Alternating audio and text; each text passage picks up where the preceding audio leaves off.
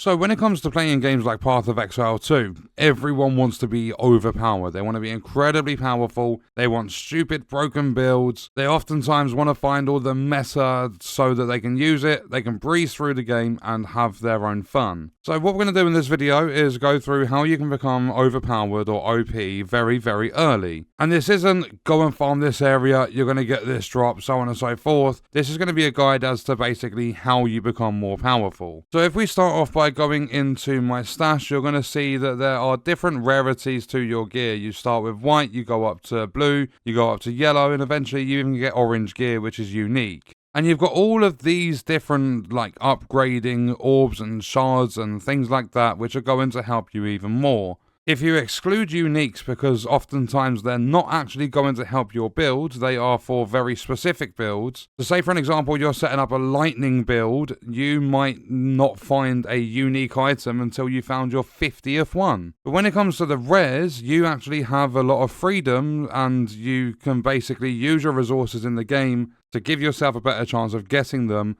without having to go through a bunch of different drops. So basically the way it works is you would take a white item, you would use some of these orbs and stuff, upgrade it to blue, upgrade it to yellow, and then you can put up to 6 modifiers on a yellow piece of gear. So you'll see here I've got some sandals that have a bunch of different modifiers. And you'll see that I've got 62 energy shield just from these boots alone. And the way to get loot in this game is go around killing trash mobs, you might open chests, taking down bosses is a fantastic way. Or what you can do is you can go and basically kill everything, get yourself a load of gold, either through selling stuff, you can get gold by finding it randomly from chests and killing enemies and things. And then what you would do with the gold, another really good way to get gear is you come to vendors. So for an example, if we go into, let's go to Finn first, he is the gamble vendor when you're in Clearfell. You're going to have different tabs, make sure you pay attention to this, because these tabs are going to have different items in. Like if I wanted to, I could spend 3,000 gold and get myself a random ring. That ring's got a chance of either being terrible or being really, really helpful for my build. But then if I come over to Una, she's not going to be a gamble vendor. She's going to have very specific items. So for an example, if I hover over this, there's a greater life flask. Yeah, granted, it's going to cost me 80 gold. But you'll see that this is going to recover 150 life over 4 seconds, which may be better than the flask you currently have. Or when it comes to some of your gear and stuff, like this attuned wand has a +10 to max mana, has an increased mana regen rate, I get 2 mana per enemy killed, a 40% increased freeze build up, and 5% increased light radius, as well as having the skill level 5 mana drain, which if you look at my current wand, the skill is better, but the modifiers are not, so obviously that's not worth me buying, but it's an example. You can buy specific gear, or you can gamble. And then when it comes to making gold by selling things, make sure you are identifying stuff first. To identify something, you would use a scroll of wisdom at the very start of the game. However, when you make enough progress in Act 1, you unlock a character called the Hooded One. And when you go over to the Hooded One and you speak to them, they, for free, you don't have to spend any gold or anything, they will identify your items. So you'll see it says no items in your inventory can be identified. Which, oh yeah, I did end up actually identifying that. I didn't think I did. If I go and get the item out of the stash, I can show you better. So yeah, it was this quarterstaff. If I take this out and we go to Una, if I hover over this, it's only worth 14 gold. If I was to sell it to Una, she's going to give me 14 gold. However, if we come over to the Hooded One, and now we identify items, what we can do is come back to Una, and it's cost us nothing to identify it. And we hover over it and it's now worth 43. So whether you're using the Scrolls of Wisdom or you are using the Hooded One, make sure you identify everything before you sell it because you're going to get more gold. And you'll see I've bought a few different things from some of the vendors in the game. I'm a little bit of the way through Act 2 and I've got over 10,000 gold sat on my character. So what you want to do to become powerful in the game is you want to use the different vendors, you want to farm some areas, find your favourite area and go and farm it. You want to get yourself the gold drops, you want to get yourself the gear, you want to disenchant it, like break it down and get pieces to upgrade other gear, or you want to come and sell it so you can buy other gear. And then one thing you need to pay attention to in this game is it's not about the level of your gear.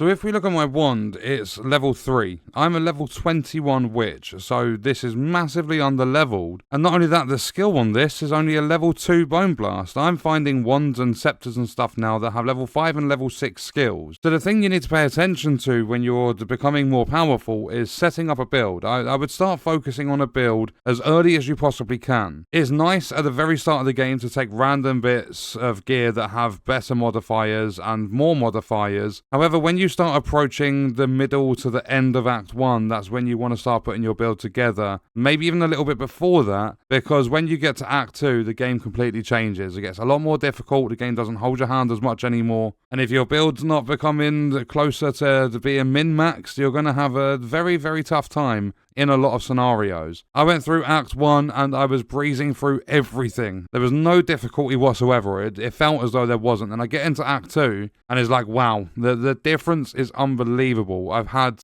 basically going from not dying at all in Act 1, I've had one boss take me out 7 or 8 times before I got the defeat. But the reason I've still got this over any other wand I found is I found a bunch of rares, I've done a little bit of upgrading from time to time, is because I've not found anything that's got both quality, it's got increased spell damage, it's got increased cast speed, and it buffs intelligence. I've not found anything that's better than this current wand I'm using, and Bone Blast I don't really use that often. I like Raging Spirits with Flame Wall, and I'm using Contagion and Essence Drain, there's loads of different spells and stuff I'm using. So Bone Blast is irrelevant. However, the quality, the spell damage, the casting speed, and it also helps with mana, which is going to be really beneficial to your spells and stuff. This is the best wand I've currently had, and I've not really had anything better than this in my arsenal. So when it comes to becoming overpowered early, you would use all of the drops from trash mobs, bosses, you would use the vendors through the gold system of buying and selling and everything, and you basically want to start focusing on a build. You want to, do you want to focus on lightning damage? Do you want to focus on fire damage, cold damage? And then it's all about your defenses as well. You want to,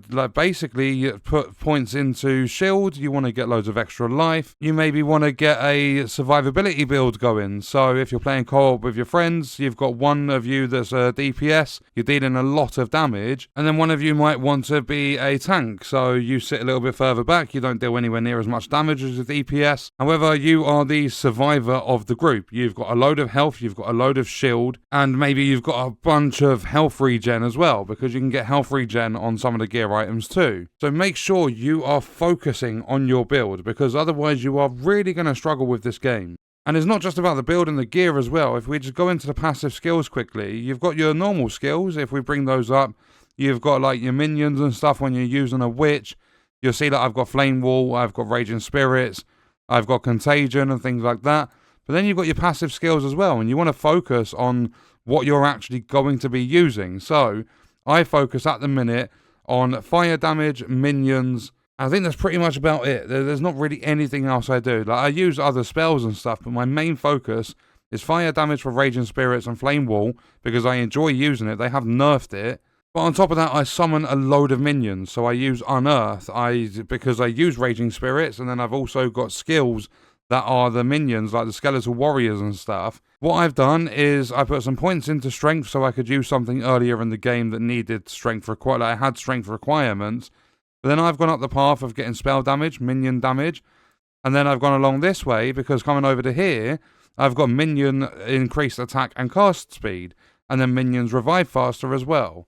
So what you want to do is focus on making progress in the game whilst working on your build and having an idea of what sort of a build you want to go for. If you get maybe a little bit beyond halfway through Act 1 and you've not started basically getting your act together with your build, you're going to have a very, very bad time. So use everything you have to improve your build. If you've got a rare item and it's only got 4 modifiers, basically build yourself up. Even if you're going to the vendors and you're buying rare items just to break them down and get the shards and stuff, make sure that you are using all of the orbs and everything so that you can upgrade your rare and put extra modifiers on it. You basically want to get every stat possible improved as much as you possibly can with a focus on which stats you're going for. So if you're going for a fire build, there's absolutely no point in using a piece of gear that's got lightning damage buffs on it. And I really hope I haven't dragged this out too much and repeated myself.